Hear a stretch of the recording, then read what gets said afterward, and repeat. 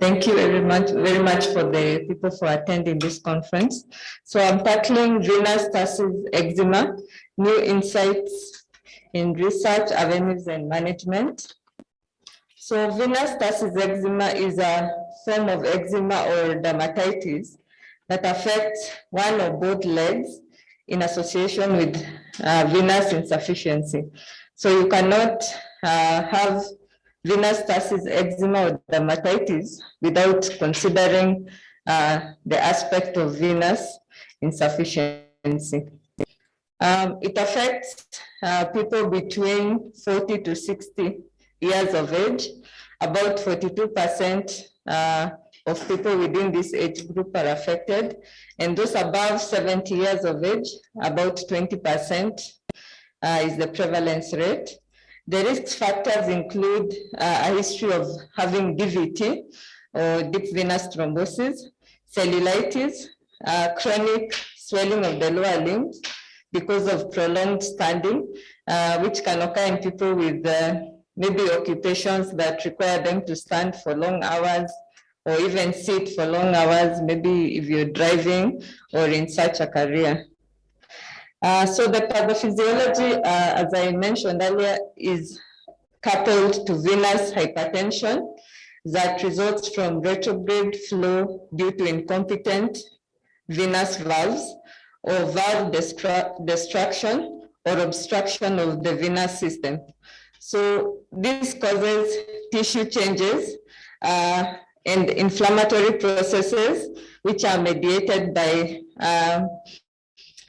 proteins called metalloproteinases. Then they cause extravasation of red blood cells.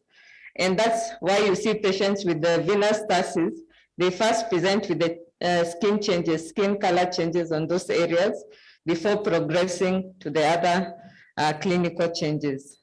Commonly, you find patients having, the area affected is the medial malleolus. So the classification of this type of eczema is commonly called the CIP classification. And CIP is an acronym that stands for Clinical, Etiological, Anatomical, and Pathophysiological Classification. It was created in 1994 and modified in 2004 because in 1994 they were just generally talking about the clinical aspects, but when they added the other factors of chronic venous disease, they modified it in 2004. So it's quite a busy classification, as you can see, whereby you have 6 points for the clinical part and 4 for the other ones. So I will dwell much on the clinical because that's what we usually sort of tackle on day to day. And it starts from C0 up to C6. So C0 is where you have no visible or palpable changes.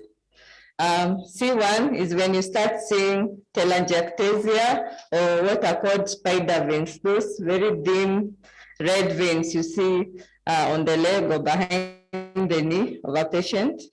And then C2, you have now the actual varicose veins.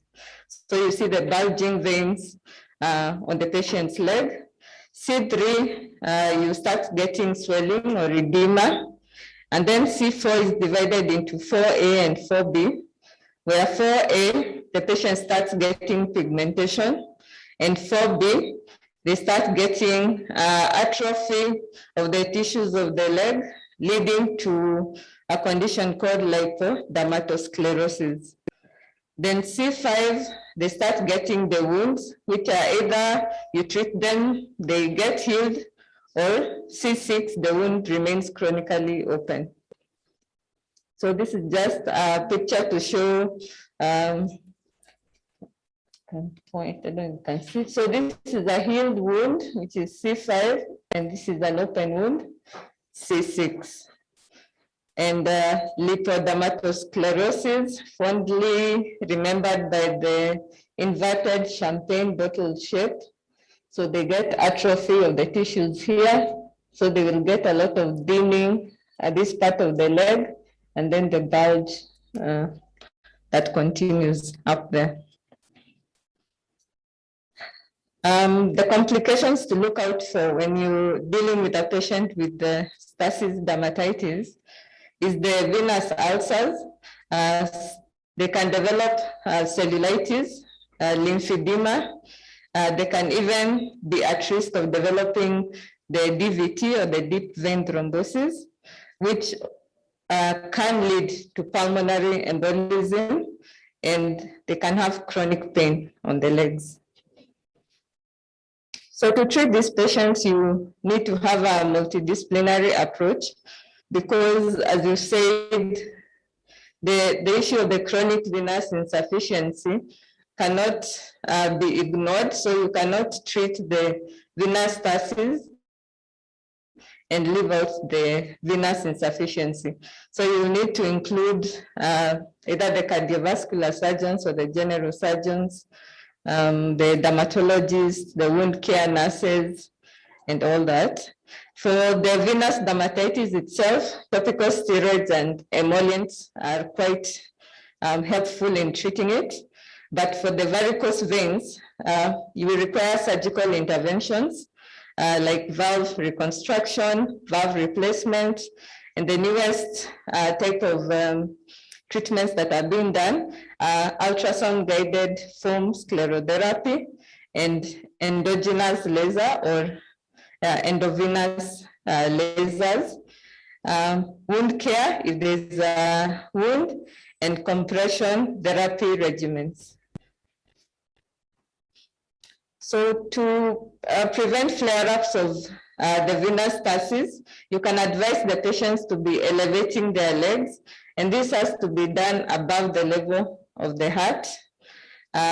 If possible, they need to do this every 2 hours for about 15 minutes. They can also use compression stockings when recommended. Wear loose-fitting cotton clothing because synthetic clothes can cause irritation, which could make the dermatitis worse.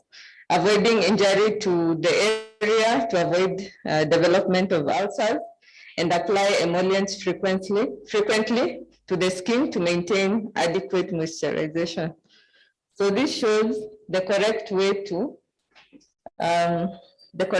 elevate your legs. They have to be above the level of the heart. This is a wrong way to do it because it's almost flat. Yeah. So this is just a picture of a compression stocking. And compression therapy is very important. So you can either use something called a compression bandaging system or a graduated compression hosiery, which are what people call stockings.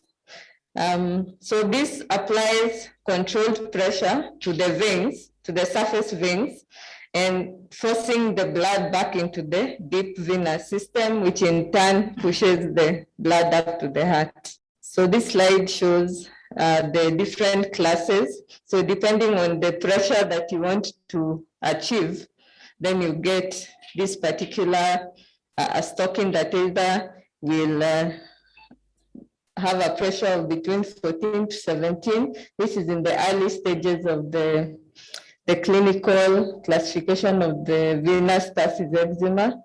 A stocking applying 18 to 24 millimeters. This is between C2 and C5 and class 3. It has the highest pressure between C2 and C6. This is a type of bandage that you layer on the patient's leg. So you usually put between 3 to 4 layers of compression bandage.